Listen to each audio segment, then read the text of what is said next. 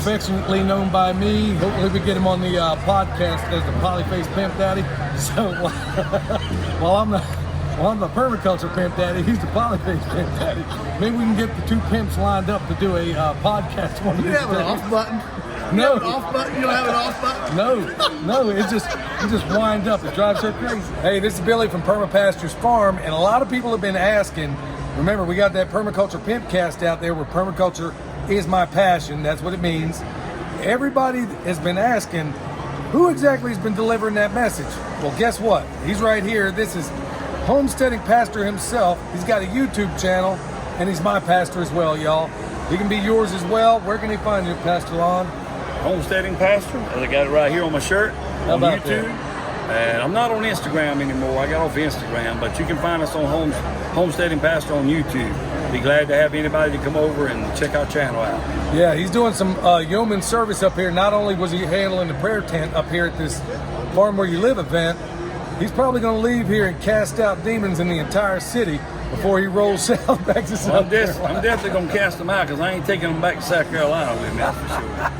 But it's been a real good day here today at the festival. I think we had a real good turnout. Yeah. We had a lot of people that we already knew and a lot of people that just knew our voice from the Pimpcast or already a subscriber of our channel. You know what's really cool is that it's always like whenever you go to these things, it's always like a homecoming, like a reunion. It is. Find out how small of a world we really live in. But I like coming here because of like-minded people. 95% of the people in this building believe pretty much the same way we all do. And that's impossible to find these days, it really especially in these days where it seems like things are getting more and more and more divided.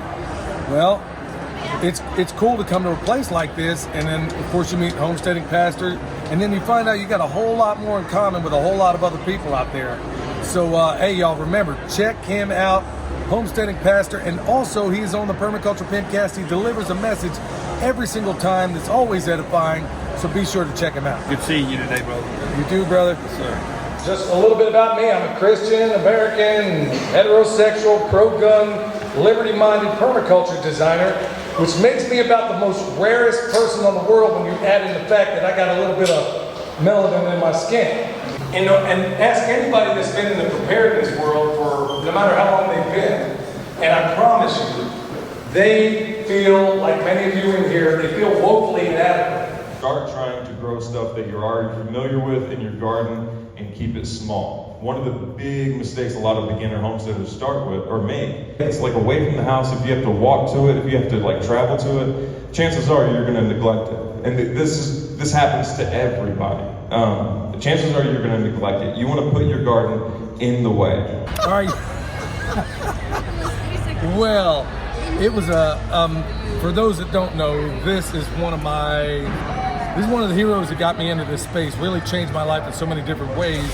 And was what I heard him say one time is that if it's worth doing, then it's worth doing poorly at first. And that was paradigm changing for me because I came from a place that was unpleasant. If you want to know more about it, check out the podcast. In the future, hopefully we get this great man who's done so many wonderful things in my life on that podcast.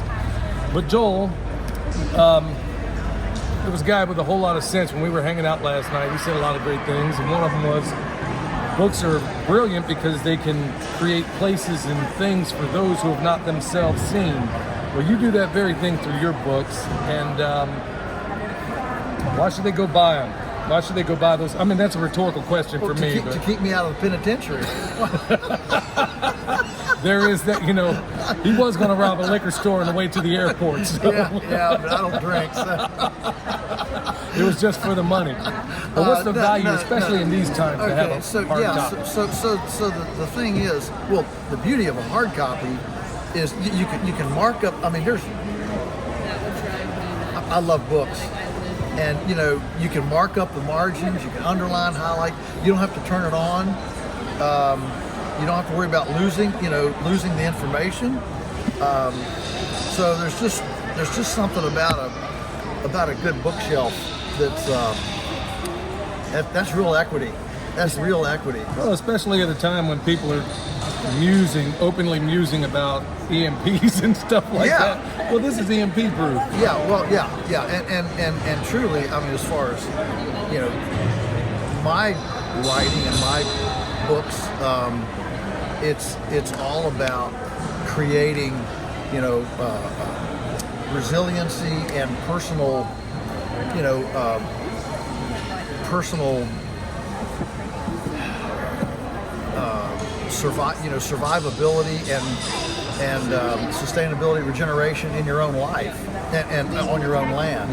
And boy, if there's a time when we need that, it's now. I mean, we are living in really uncertain times. And I'm not pessimistic. Well, I am pessimistic about where the culture's going. I'm not pessimistic about what you and I can do in our families, for ourselves, in our own communities, to build a parallel universe and have a different outcome. Well, these books are life-changing, and as I stated before, paradigm-changing. Even any opportunity you get to hear Joel speak, take it. But better still, you can get what he's going to say a lot of times in one of these books. And honestly, for the people right out of this, Joel, one of the things I get right out of the gate from so many people is, what book do you recommend first? Well, of your books, what do you suggest people start with, and where can they find it? You Can Farm was, the first one was this one. This was That was the first one I read too. 1993 on the pastured poultry, and it's hard to believe that's 30 years old. Now I'm hardly 30 years old, so I must have written this when I was a toddler. Don't let him kid you. How do you think Noah got them animals on the ark? They used Joel was putting out polywire to get them on the ark. No, I can't believe it, because that's the first book I read of yours. And so that's a really good place, because chickens, for so many people, is a gateway drug. Yeah, so to speak. Well, yeah, because it's a fast turnover, small animal, child friendly. You don't have to worry about a chicken like trampling your child. I mean, there's just a lot to recommend, and there's no religious things about chicken. And pork, you've got things, but with chicken, everybody eats chicken, and except vegans or something. But religiously, there's no religious. You had to thing. go and open that can of worms, because honestly, what about those microorganisms, vegans? Yeah. Amoeba lives matter as well. Yeah. But no, I get the maybe that needs to be a shirt. Oh my. So we got Black Locust Matters. Now we're gonna have Amoeba Life Matters. So Joe, where's the best way for people to get your books? I mean, clearly I think they could go to all the other outlets, but which way can they get it that benefits you most? Well, the benefits me most is through our website, polyfacefarms.com. We have a gift shop, and we ship at least a day a week, and so we're not Amazon, but we do. If you want more of your money to go to me, the creator, that's how I do it. Then our website's the way we. That's our biggest chunk that we get per book, because when we go through Amazon, you got two people in between that are all siphoning off stuff.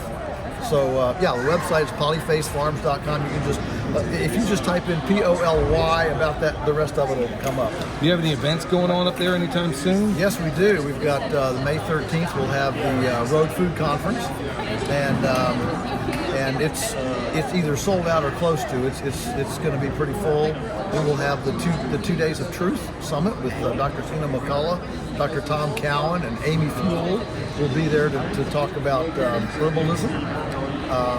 And we'll have God's Good Table with Maureen Diaz. That's basically, I guess the way to present that. It's a Christian Weston A. Price group, new, just it's only 18 months old. Okay. And it's really profound, powerful. We'll have Hilda Labrador Gore doing Holistic Hilda, and that'll be a fun day. What else have we got? We've got Jairo Restrepo from Colombia. Here, we're introducing him to the U.S. He is the internationally #1 guru of biofertilizer, and where he goes out in the woods and finds fungi, takes them, broods them, heats them, and makes concoctions for foliar applications. He for years he's done he's done 12 3-day workshops in 12 different countries of the world. He's never done one in the U.S. So we're bringing him to the U.S. to do his first series, and I'm really excited about that. Well, I'm excited too, because for a second there, with a name like that, I thought you were going to tell me he was an antibiotic, because I didn't know. I was like, hold on, Joel, you getting this right?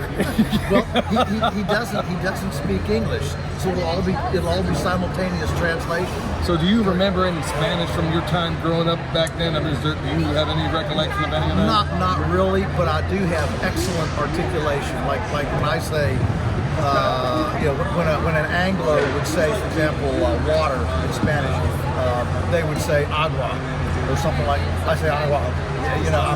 So it's the nuance, like Caracas, Venezuela. Yeah. Caracas, Venezuela. I have perfect diction, but I lost the vocabulary, unfortunately. I'd love to have it back, but I think I'm too old to do it. Don't hang out with the guys I know, man, because you're only going to learn how to cuss somebody out in Spanish. So you don't want to hang around those. Hey, y'all, remember, everything he's got going on at Polyface is gold, and it's worth it, and all the books are fantastic. Michelle just came over a little while ago, got one signed by Joel himself, affectionately known by me. Hopefully we get him on the podcast as the Polyface Pimp Daddy. So while I'm the permaculture Pimp Daddy, he's the Polyface Pimp Daddy. Maybe we can get the two pimps lined up to do a podcast one of You these have an days. off button? No. You don't have an off button? No, you just wind up. It drives her crazy. I believe it. Until next time, y'all, this is Billy, not at Perma Pastures Farm and not at Polyface Farm. Man, say that like 10 times. Go there, check it out. You'll be glad you did. One of the best influences in my life, if not right at the top, y'all. Thanks so much, Joel. Thanks, Billy. Pleasure. All right, I'm with Christy with Gracefield Gardens out here, and you're doing a lot of cool stuff. Where are you from? I'm from Virginia. And what do we got here? So here we have some bath bombs. These are the ones that are left. We have candles. I made some earrings. Science planner. We have a little bit of inspirational goodies. Some handmade soaps. Some wax melts. Some of the things are packed up. Some of the things are sold out. But it's been a great event. Had some butters. Some scrubs. Well, I mean, this is a long way to go just to come for a festival. So what brings you here? I came 4 hours. I wanted to learn more and just be surrounded. We left our home in Maryland on 0.3 acres to move to Virginia. So we have 6.22 acres. So I'm learning how to homestead, how to farm. And so I thought this was the place to be. I've been watching a lot of you guys for a lot of years. I don't always comment, but I'm there watching and learning and growing. And so I knew this would be a really good place. Well, I see His Grace over here. I see a theme here that might... Yes, His Grace is sufficient. This is faith-based. Gracefield Gardens, and I'm over on YouTube as well at Gracefield Homestead.